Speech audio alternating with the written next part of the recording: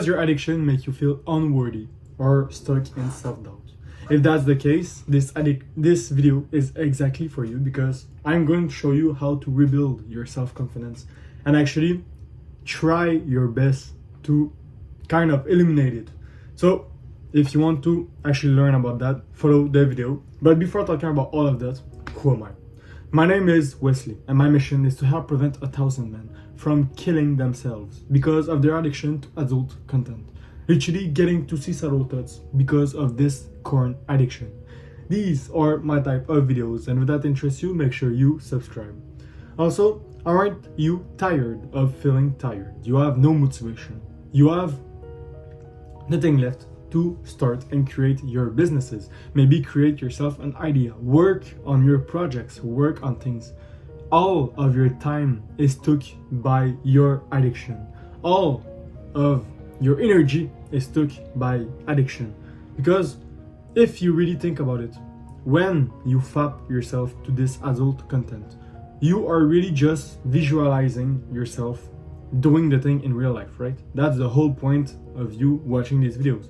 You're imagining yourself actually doing the things with this woman that you see on the screen. So for your brain, he gets the same kind of physical exhaustion. Well, it's mental exhaustion, right? That if he was doing it for real. It's just you're not getting the physical exhaustion. Your physique is still okay, but you still have this big crash, this big down after you did it. But you feel like you would be able to do it again like in 1 hour, and you could probably do this every day, as your physical exhaustion is not that big because you don't really put any efforts into it, right? You just fap. But for your brain, it's a whole different story. Your brain right now, it's been 7 years, maybe more, that you were fapping nonstop to this content. So he's really exhausted. He doesn't have any break, and he keeps on getting so high of dopamine hits after hits after hits that he's exhausted. And your brain is now to such an unhealthy state that now he needs this dopamine in order to feel happy, in order to feel like life is worth living. And that's how people are getting to suicidal thoughts.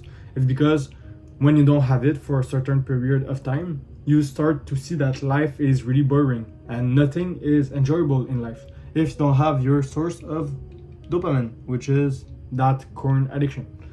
So life becomes boring. Nothing is as enjoyable as corn for you, because corn provides you with such dopamine hits that it's so unrealistic, that it's so high, it's higher than everything else. It's like, I think I saw this on internet once, it's like 250% dopamine.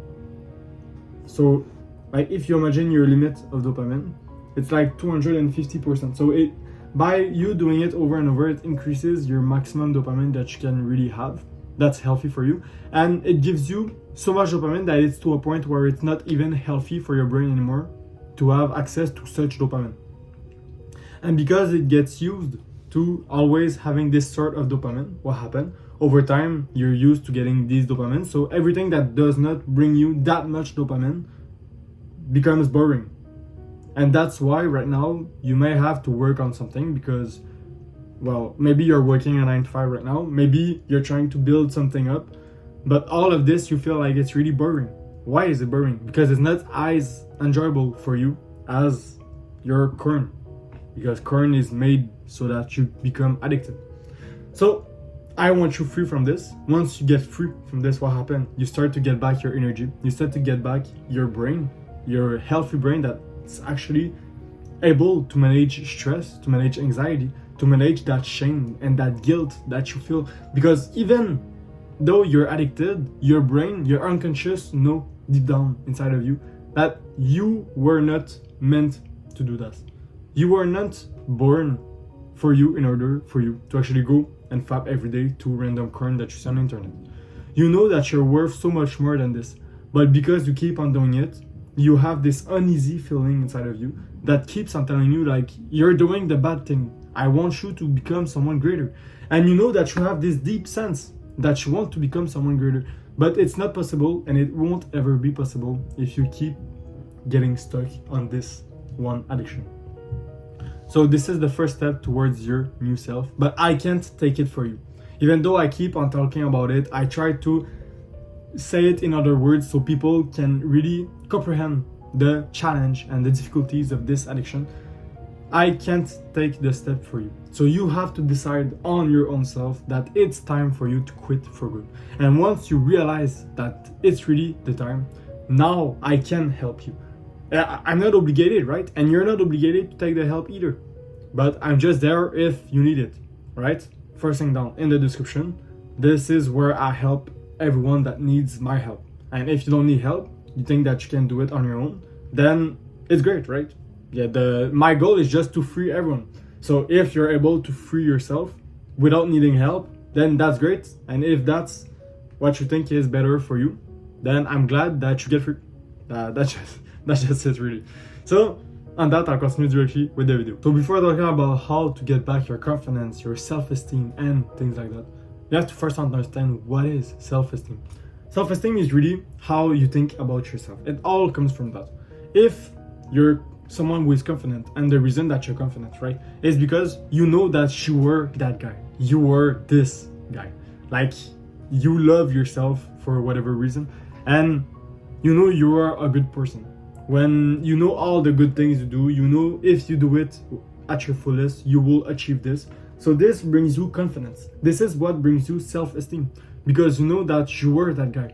So what happened is that over time, while doing all of this, you become more and more confident in yourself. You have more and more self-esteem. But people destroy this self-esteem. And there's an interesting point that I have to mention, is that having high self-esteem makes it higher and higher while over time, right? While having low self-esteem makes it lower and lower. And that happens because when you have high self-esteem, this brings you a sense of achievement. And what happens, you get this motivation and this resilience over time, because you know that you're able to do pretty much everything that you put your mind to. Well, when something happens and you have to put your mind to something, you actually realize it, you actually do it. And this brings you a new sense of achievements. And because you achieved something new, that just proves to you that, yeah, I'm really that guy. And now with over time, you get more and more and more, to a point where you're really, really confident in yourself, and you're thinking of yourself as someone who is really, really valuable, who's someone who is really, really high in the society, right? That's something that I'm at right now. And I was pretty much almost always confident in myself, like a big confidence. I'm not like scared to approach others. I'm not scared to approach women on the street. And that's just because I'm really confident on myself and I know that what I'm worth. But people that are still stuck in this addiction, over time what happened, this decrease your self-worth. You start to view yourself as someone cringe. Because what happened, when you think about it, you watching stuff on internet, right, of adult content, what happened, you start to become this kind of voyeur, right? I don't know if it's really a word in English, but like you are basically looking at two other people doing things. That's basically the whole point of you watching adult videos. And when you do that, what happened? You know that it's kind of wrong, right? It's kind of a sin if you really think about it. And doing that makes you what? Makes you know that inside of you, you already know it's not like good to do that. It's bad. It's a bad thing. And the fact that you're hiding this from your parents, hiding this from your friends, from your family, from everyone, this secrecy and this shame and guilt is what's really creating this shame and guilt, right? The secrecy is what's really creating this shame and guilt, because you know you're worth way more than that. But because you have this low self-confidence, because of all of what I just talked about, with time, this brings you more and more negativity in your life, which in the same time brings you more and more self-doubt.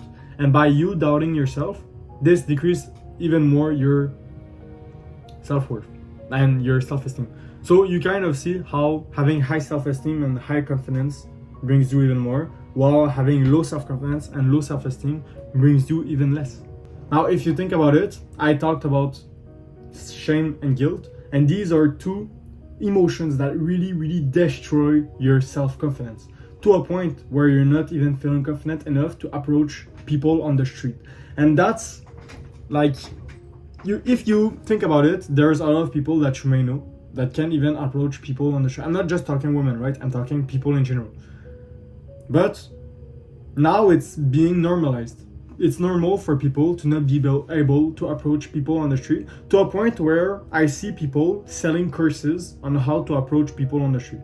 Like, it's gotten to this point. Like, to me, I swear it's really funny. And the reason why is because the only thing you need to do in order to approach someone in the street is just to say hi and hup, it's done. Like, people tend to think about so much stuff for no reason. When you see a beautiful girl in the street that really interests you, people start to imagine themselves like, oh my god, she's going to reject me, and then this will happen, and then she will take a picture of me, send it in the group chat, everyone will laugh. Okay, and like, what happened after? Like, the thing is done, right? The thing is finished. She made life, like, let's just imagine she laughed for the whole day, right? I stuck on her mind for the whole day. Like, that's the point. that's at the point where I impact her, right? I have an impact on her life. I don't even know her, but she reminded me, she remembered me for the whole day, at a point where she laughed about it. She might laugh for whatever reason, I don't really care. She remembered me for the whole day. Her group chat is all laughing at me for the whole day. Think about it. The whole group chat now knows me and may not laugh at me. I don't care if they laugh at me. They all remember me for the whole day. Like, I impacted all of their life just because I said hi. Like, that's great, right? That's just things that happen. But the day after, they all forget me. And that's also great. Because now I just continue my life. Even though she starts insulting me for no reason. While it's just fearless, I go and continue my life. I tried it, right? I won't ever have this regret where I will say to myself, hey, there was a beautiful girl, and what happened? I let it pass. And now I have this deep regret inside of me where I'm saying to myself, damn, I could have talked to this person, and maybe we would have go out, right? Maybe she would be my girlfriend right now. And this thing, because when I want something, I do it, right? And that's not, like, it's easy to say, right? But you should see me actually do it. And then you'd realize, like, people are not normal for that. People kind of put it, not evil, but everyone is kind of afraid to approach others. And that's to a point where you're walking the street and people are not even giving themselves, like, eye contact. When you're actually walking on the street, do you give people eye contact? Or when you pass by, you just kind of escape and do something else? That's everyone that I keep on saying, they all do this. A lot of people that I see on the street, me, I'm able to talk to pretty much everyone, right? I'm just seeing someone, and if I want to talk to him, I will go to talk to him. But, her, right? But I see people, sometimes I come across them when I walk, and what they do, they look other places, and they can't meet my eyes. And that's maybe because I don't know, they feel like I'm superior or anything, but I don't really think it's that. It's because they have this shame and this guilt, this low self-confidence that I'm talking about in this video. It's because of all that. They don't think they're worth it. So why would I be interested in them? And they don't want me to be interested in them. So they look away. They don't want to make the eye contact because they can't talk. They can't talk. They don't have the self-confidence. And that's all of where it's coming from. A lot of people, as I mentioned in other videos, a lot of men are addicted to corn. It's like 85, well, what? 90, what's after 90? I think it's just 90, right? So 95% of guys, maybe 90%, but like it's between those two. 90% of guys are addicted to corn. Like right now, if you think about it, that's over billions of guys in the world. That's like gigantic, right? That's enormous. That's really, really big. So you can kind of guess that it means 9 guys out of 10 that I cross across the street may be addicted. So I kind of talk with a lot of people that are addicted, and sometimes people are able to talk about it because they kind of put, like, you kind of see that there's different type of people in life. And so what happened a lot of time when I come across a guy, maybe he have a rest of self-confidence, and it's not that everyone that is addicted directly lose their confidence, right? It's not like that. But over time, as I said, the self-confidence drops and drops and drops and drops and drops. While if you have high self-confidence, it always go up. If you have low self-confidence, it always go down. And it's going down to a point where at a point you don't even have self-confidence anymore. But what can you do to prevent all of that? First of all, and that's the best thing you can do, when you say something, you do it. That's the best, right? I a lot of times see people telling themselves things like, okay, tomorrow I will wake up at 8 and I will work on this thing, right? Because they know they have this homework to do. I will wake up at 8 and I will work directly on my homework. What happened? They sleep at, I don't know, maybe like 2 hours in the morning, right? So 2 a.m. They wake up at 10, so they don't respect what they said. And what happened? When they wake up, they go on their phone. They don't go to work. They don't go work on their homework. And now what happened? They choose an excuse. Oh, but it's because I slept at 2 a.m. So I couldn't wake up at 8 a.m. because I need this 8 hours of sleep. Okay, what prevented you from actually going to sleep before? Oh, because I didn't finish that, and they keep on making excuses. But that only thing it makes is lose respect for your own self. And when you lose this respect for yourself, it decreases your self-confidence and your self-esteem. You're not even worth it anymore. You're not even worth it to even just keep a little promise with yourself. You're saying you'll do something and you don't even do it. So that just shows you this kind of self-respect that you have. And when you don't have self-respect, you can't expect to have self-esteem, a high self-esteem, right? Let's just take a good example this time, a positive example. For myself, I'm saying to myself every day at a certain time, I have to go to the gym, right? Gym is really important. And I value gym as a part of me, a part of my identity. So in order for me to continue living, I need to go to the gym. But what happened? You may have sometimes this feeling of, oh, I don't really want to go to the gym. Okay, but you said that you were going to do today at 10. So today you're going to go at 10. Not 10:02, not 10:03, not 11, right? At 10 a.m. What happened? At 10, I hope for you that you're going to the gym. I hope for you that you're already at the gym doing and exercises. If you're there and you're saying yourself things and you don't respect them, you will lose your self-confidence. And if you don't really have self-confidence for yourself, that's the way to rebuild it. It's to start actually respecting yourself. If you're not sure if you're able to actually achieve it, then don't say to yourself that you will do it. Only choose things that you're sure you will do it. So, respecting what you say is the first thing and it's the most important. The second thing is actually celebrating small wins. What happened? Maybe you went 1 week without fapping. That's great, right? Yes, you were not free. Yes, you didn't achieve the big goal of getting free for a lifetime. But you still went 1 week. You've been addicted for the past 7 years, and now you went 1 week without touching it. That's really great progress. So you should celebrate it. And it's important for you to think about it, to actually realize this.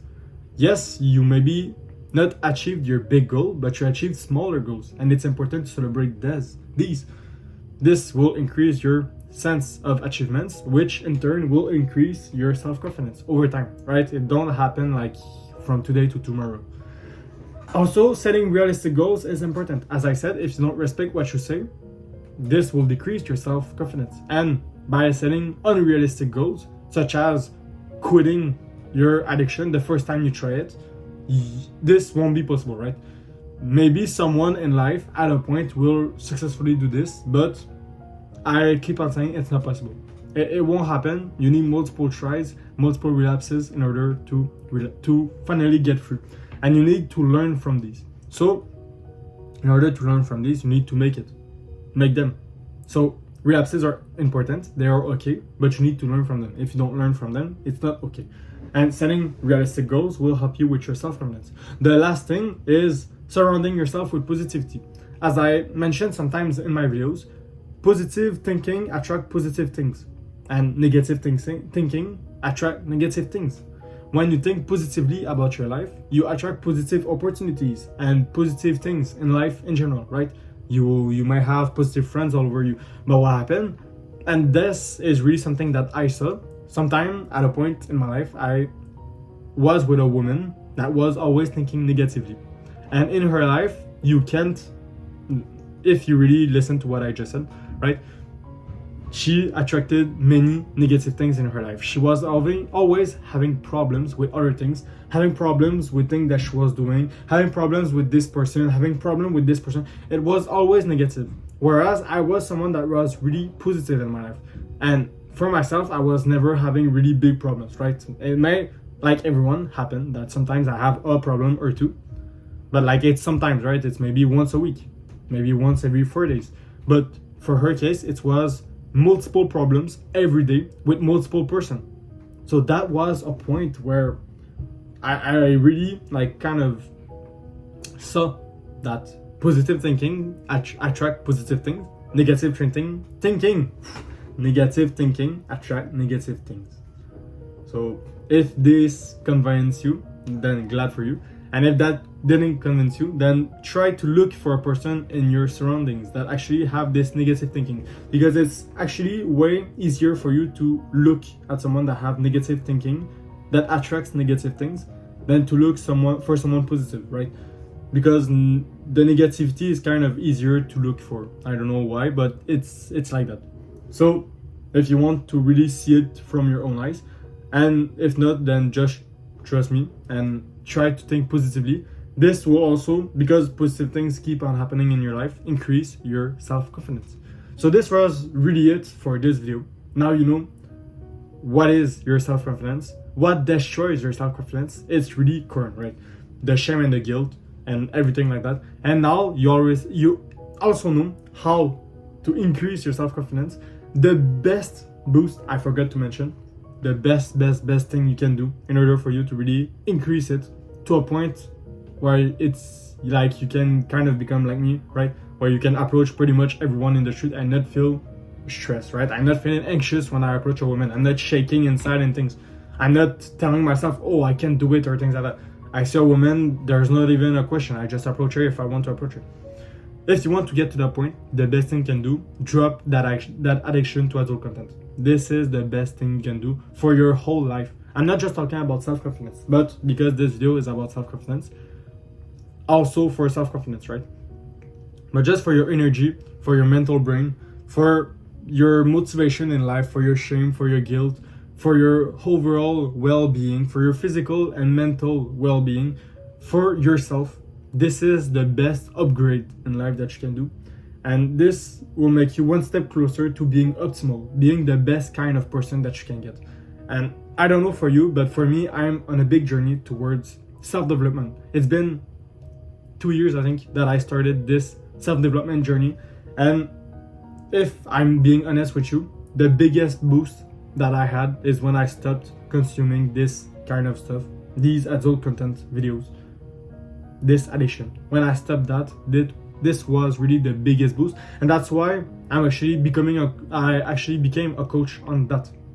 It's because I saw the importance of dropping that.